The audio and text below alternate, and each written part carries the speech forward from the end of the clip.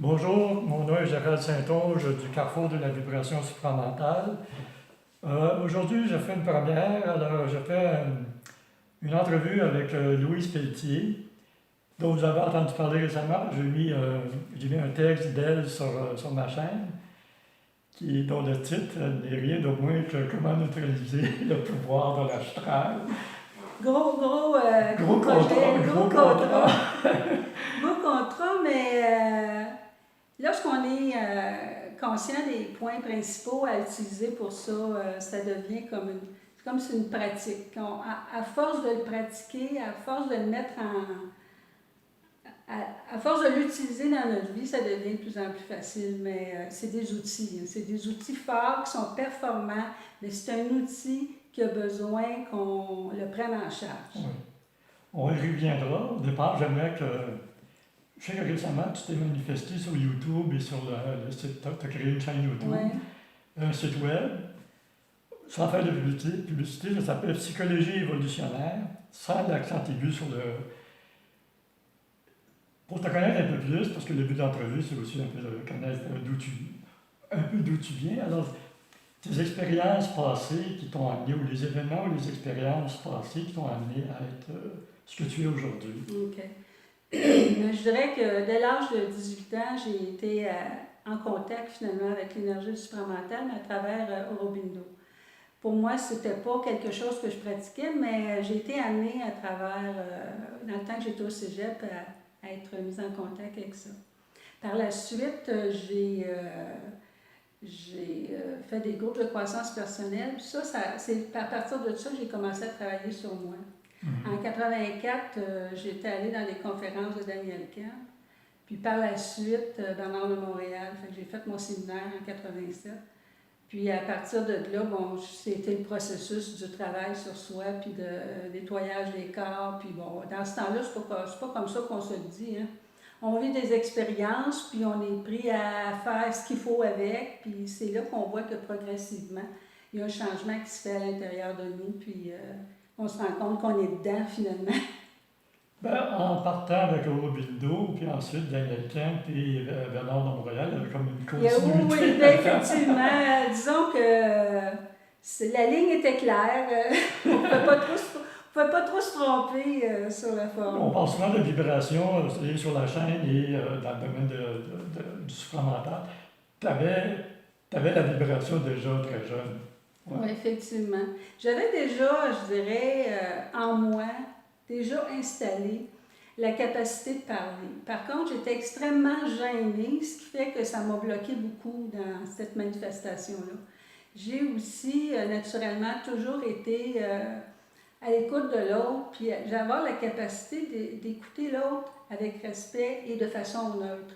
Ça a toujours été dans moi, naturellement. Ce qui fait qu'à travers toutes mes années, à toute fois que j'ai rencontré quelqu'un qui avait un problème, qui avait besoin d'échanger, j'étais toujours présente pour pouvoir faire ça. C'était facile pour moi. Puis ces qualités-là d'écoute et d'être neutre, c'est ce qui t'a amené pour moi à créer le site web. Et tu offres quoi? Ça te rapproche ça? Ben, en fait, oui. À ça, hein? Tu sais, ça fait 35 ans que je dis un jour, je vais faire de la consultation officiellement. J'en ai toujours fait on the spot, sans que ce soit officiel. Mais là, c'est comme si cet été, j'ai rencontré quelqu'un qui m'a amené, j'ai comme eu un coup de pouce, je dirais, de l'énergie pour me décider à faire ce que j'avais à faire officiellement. Peut-être que si je n'avais pas eu ça, je ne l'aurais pas fait aussi facilement, mais ça a été amené comme ça. Oui. Mais la vie, entre guillemets, ou l'intelligence, entre guillemets, nous met en contact des fois avec des personnes qui vont nous donner le petit... Absolument, tout est programmé, ça je le sais. Tout est un test, tout est programmé. J'étais allé sur ton site web il y a quelques semaines, peut-être même un mois, puis j'avais vu qu'il y avait juste un article ou deux. Là, tu es rendu avec quand même peut-être une douzaine d'articles. À peu près, oui. Puis le but, c'est quoi le but finalement de ton site web? Quel est le but? Dans quel but tu as créé le site? Premièrement, le but était de me manifester. Parce qu'une énergie, il faut que ça descende dans une forme. Puis la forme, pour moi, ça s'est adonné à être le site web. Et écrire, j'ai commencé à écrire un peu plus. Puis c'est un support à ma parole dans un sens.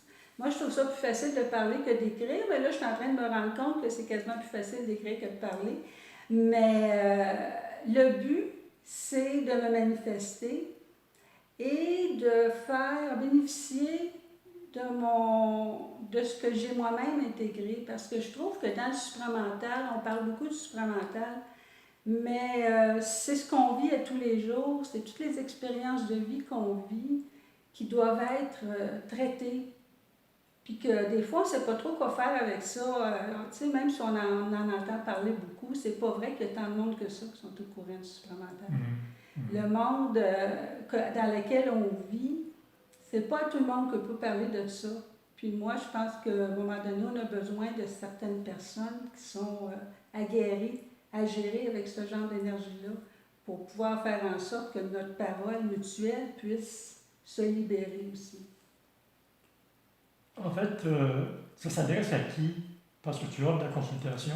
Y a-t-il une catégorie de personnes qui sont plus visées?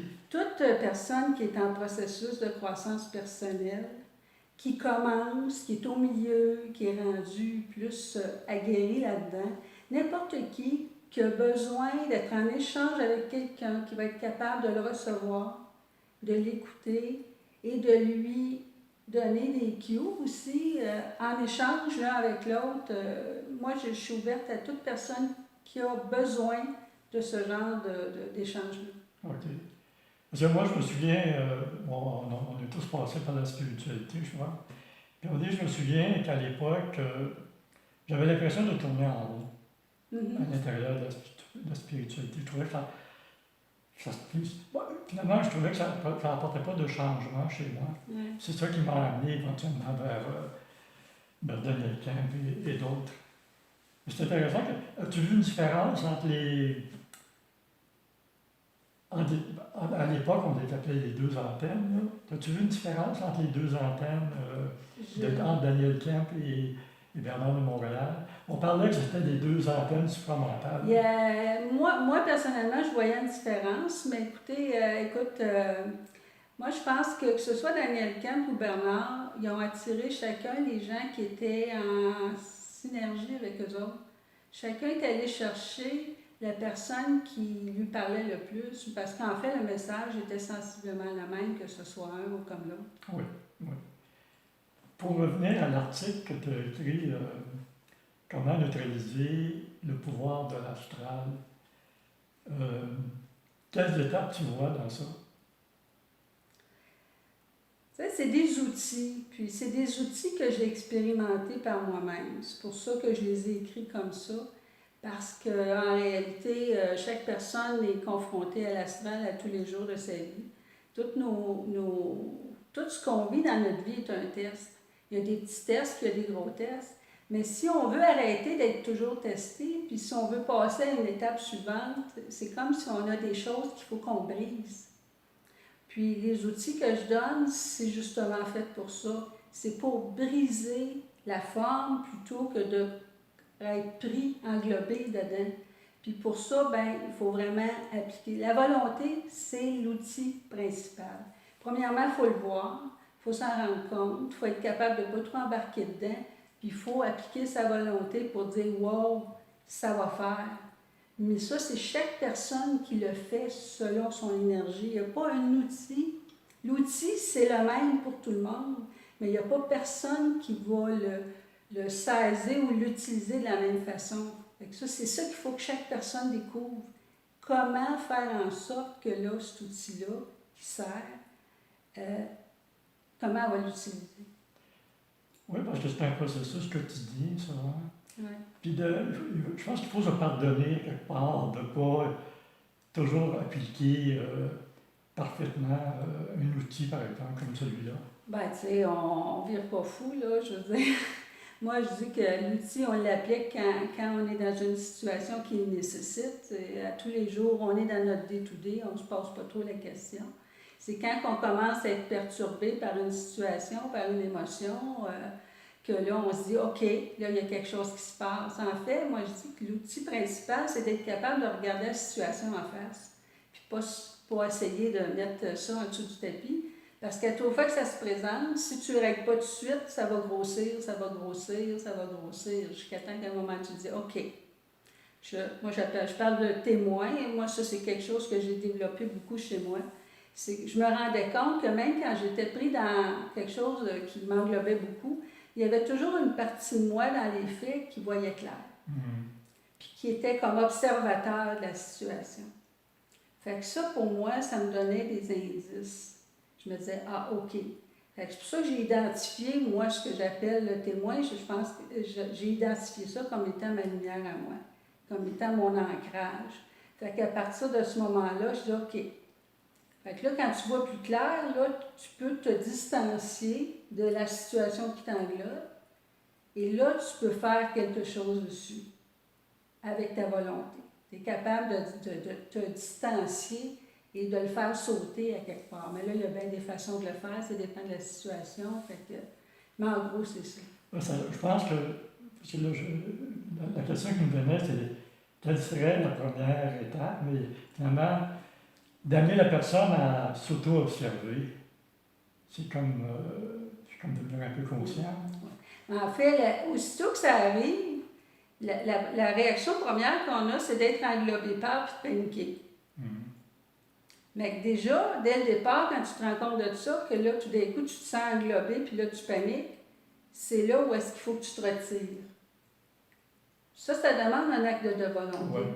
Parce que l'astral va t'englober au point que tu as l'impression que tu es coincé dans ton affaire, puis tu ne peux pas t'en sortir.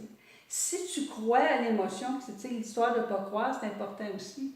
Parce que là, si tu crois à ce qui se passe là, tu es fait à l'os. Ouais. Parce que ça va grossir de plus en plus, parce que ton émotion va prendre de plus en plus de place. Mais une fois que tu connais ces clés-là, là, il y a comme toi, il y a ta partie lumière qui sait, là. Il y a toi, en dedans de toi, tu le sais. Fait que là, c'est à toi de faire ce qu'il faut pour empêcher que ça devienne trop gros. Puis, là, c'est toute la... En fait, on développe la volonté. Oui, à travers les occasions. Toutes les batailles qu'on vit, on développe notre volonté. Parce que plus que tu arrives à développer de la volonté, plus tu fais face facilement aux événements. Et à ce moment-là, tu l'intègres, l'événement. Quand tu intègres un événement, ça veut dire que tu descends de la lumière dans tes cellules. Puis là, tu crées ton double, tu crées ton identité réelle. Fait qu'à ce moment-là, ben, plus tu le fais, puis plus ça devient de la présence chez toi, puis là, ben, ça devient un peu plus facile de fois en fois. Es-tu capable d'élaborer comment le double se crée dans ces situations-là? Moi, de la façon que je le perçois, c'est que, comme je disais, quand tu arrives à prendre en charge une situation de vie que tu es en train de vivre, puis qu'au départ, tu avais englobé, ça veut dire que tu reprends le contrôle sur ta vie. En reprenant le contrôle sur ta vie, tu es capable, tu intègres l'énergie de ça. Puis à toute fois que tu intègres de l'énergie, ça descend de ta lumière à toi, dans tes cellules. C'est ça le processus de fusion, en fait. C'est que plus tu descends de la lumière, plus tu deviens lumière, plus tu deviens ta propre personne, ton identité, tu développes ta personne. C'est pour ça que j'appelle ça le développement de la personne. C'est pour apprendre à se connaître, puis apprendre à devenir qui on est réellement. Mais pour ça, il faut tasser le fameux pouvoir de l'astral sur nous. Parce que l'astral, il nous a juste à cause de ça. Parce que la façon de l'énergie de fonctionner de l'astral, c'est de nous englober, de nous manipuler, de nous dominer. Puis nos émotions font qu'on a peur de ça parce qu'on a une ignorance de qui on est en tant qu'être. Tant qu'on n'est pas vraiment connecté, on ne sait pas qui on est. On a une impression de qui on est. Il y a de temps en temps où on se rend compte que, il se passe quelque chose. Mais ça demeure quelque chose de relativement flou, un peu occulte, tant que tu n'as pas vraiment fait un gros ménage. Puis c'est ça le travail, finalement. C'est ce que je veux dire. Le travail de développer la volonté, il y a le sens d'observation qui grandit, si je pourrais dire en même temps. ou ça c'est déjà là, il s'agit juste d'intégrer. C'est que plus ton énergie fusionne avec toi, plus cette lumière-là, qui est toi en fait, ces plans-là, ça te donne la capacité de voir plus clair dans ta vie. Donc, tu ne tombes plus dans les mêmes pièges. Mais ils sont wise. Fait qu'ils ne t'envoient plus les mêmes affaires quand tu es rendu, que tu sais qu'est-ce qu'il y en est de la chose. Là. Ils te les présentent différemment. Ils te les présentent différemment, sous une autre sorte de vibration, puis ils savent exactement à quel niveau tu n'es pas encore tout à fait clair de ton affaire, c'est là que tu te fais prendre. C'est qui ça? Ils savent. Je parle de l'astral. L'astral, c'est large. Hein? Les mondes astraux, c'est le monde de la mort, mais il y a le monde de la mort, il y a d'autres sortes d'entités qui gèrent les mondes de la mort. Fait que si on met ça tout dans un gros paquet, en fait, l'astral, c'est ce qui gère les mondes de la matière. Parce que s'il n'y avait pas d'astral, ou s'il n'y avait pas les énergies de la forme, qui sont des énergies qui gèrent la densité, il n'y aurait pas de planète. Fait que, tu sais, c'est pour ça que quand les esprits de lumière ont décidé de venir vivre l'expérience de la forme, l'erreur qu'ils ont faite, c'est pas s'informer comment ça fonctionnait. Ils n'étaient pas au courant comment ça marchait. Fait qu'ils se sont fait prendre, ils se sont fait trapper, ils sont devenus prisonniers de la forme parce que les lois de la forme sont différentes des lois de la lumière. Puis c'est ça qu'on est en train de découvrir, nous autres, des milliers d'années plus tard. On est en train de réaliser ça. Puis à trois fois qu'on intègre la lumière, on intègre à quelque part les lois de la forme. Puis un jour, à un moment donné, quand la fusion va devenir suffisamment grande, puis que là, bon, on va décider de laisser notre corps matériel, mais là, on s'en ira plus dans l'astral, on va s'en aller dans l'éther, puis là, on va être libre. C'est ça le but de la fusion, en fait. Les émotions, tout le monde, souvent les gens qui sont en conscience un peu plus,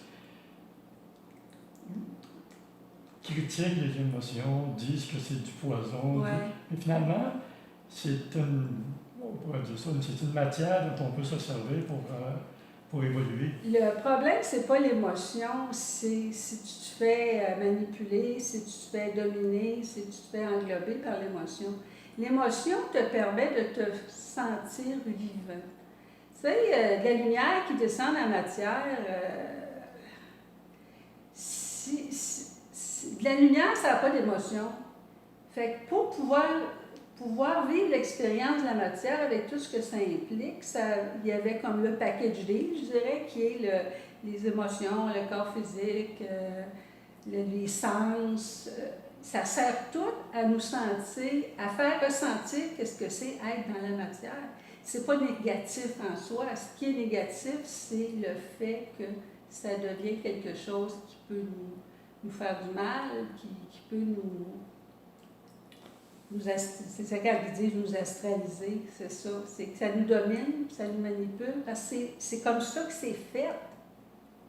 Ouais, tant qu'on n'a pas développé l'observation ou pris conscience que Bernard et Daniel disaient, prenez conscience que c'est pas vous qui pensez. Oui, effectivement.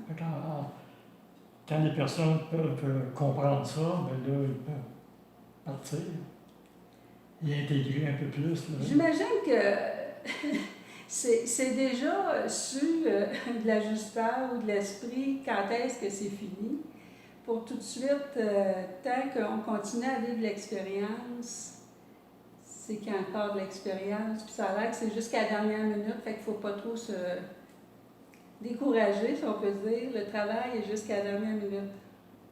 Oui, mais ça, même les antennes qui étaient là auparavant, comme Daniel et Bernard, pour avoir côtoyé Daniel dans le quotidien, c'était un processus qui semble être très long. C'est un processus long et sauvage, parce que c'est extrêmement difficile de contrer, de déjouer les forces de l'astral, à cause justement de leur qualité d'énergie qui est d'être dominante et manipulatrice. Ils se nourrissent de nous autres, hein, ils n'ont pas vraiment envie qu'on s'en aille. Ils ont besoin de nos énergies pour survivre. Oui, puis dans le processus de vouloir neutraliser le pouvoir de l'astral, on se rend compte qu'on est bâti pour recevoir cette énergie-là rapidement. Je parle via les pensées, les émotions. C'est tellement comme naturel quelque part effectivement. que ça rentre entre guillemets facilement.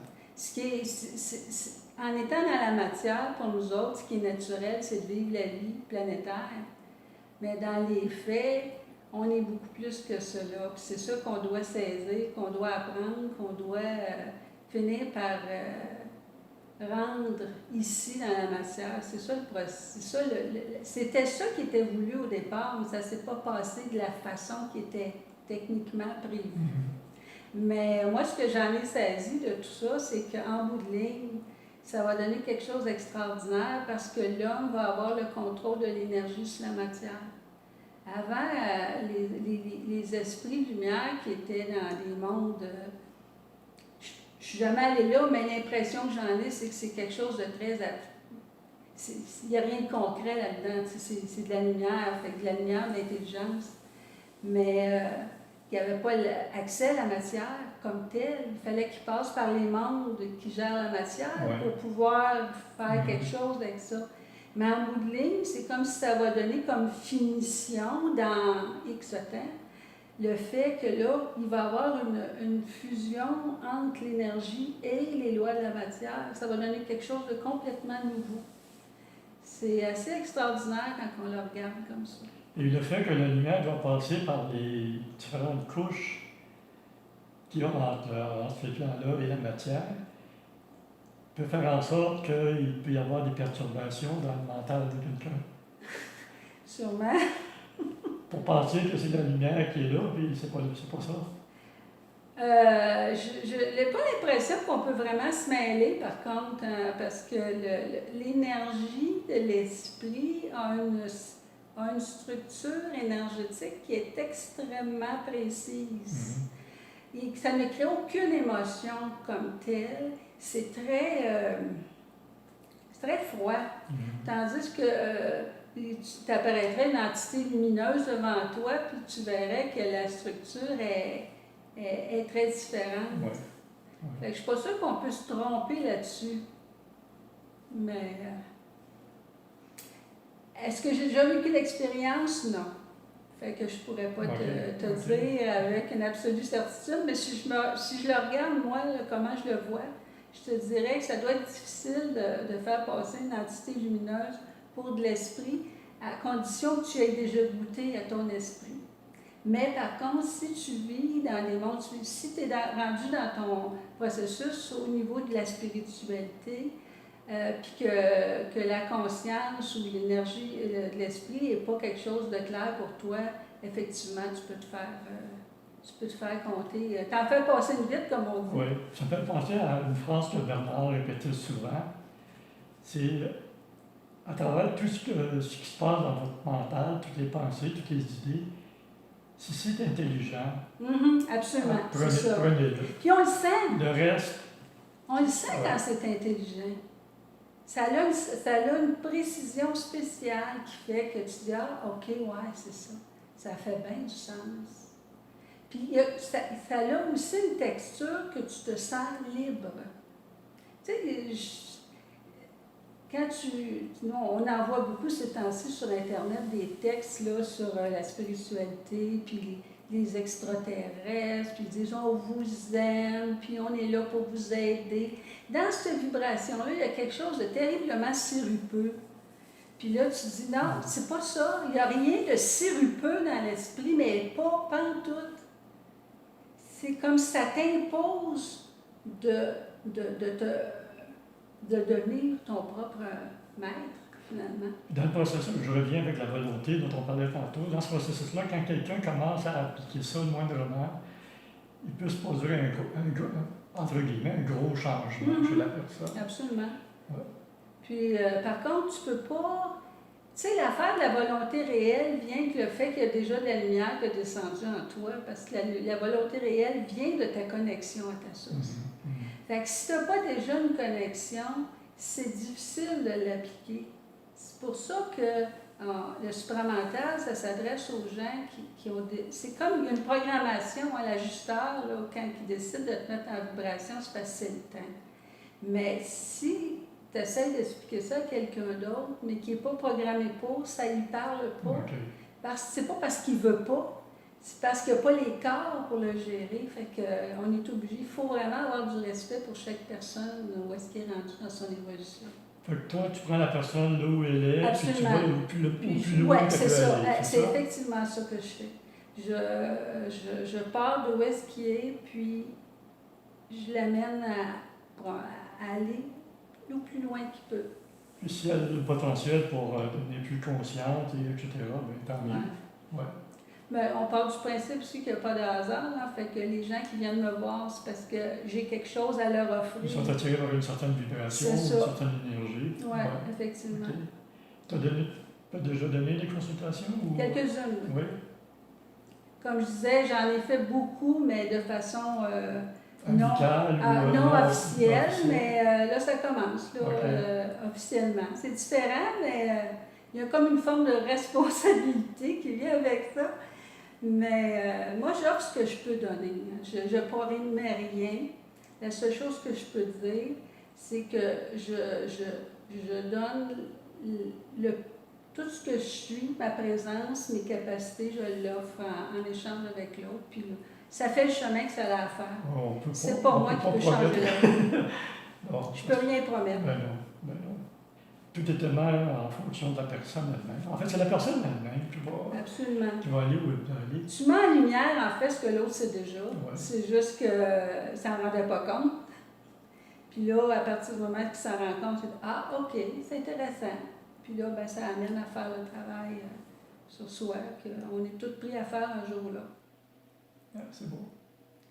Moi, j'ai terminé. Toi, as-tu autre chose à ajouter? Ben, c'est bien beau. Écoutez, je suis bien disponible, puis venez me voir sur mon site.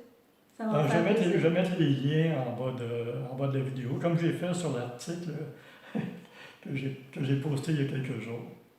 Alors, merci, Louise. Merci, Gérald. Ça me fait plaisir. À la prochaine. Bonjour tout le monde.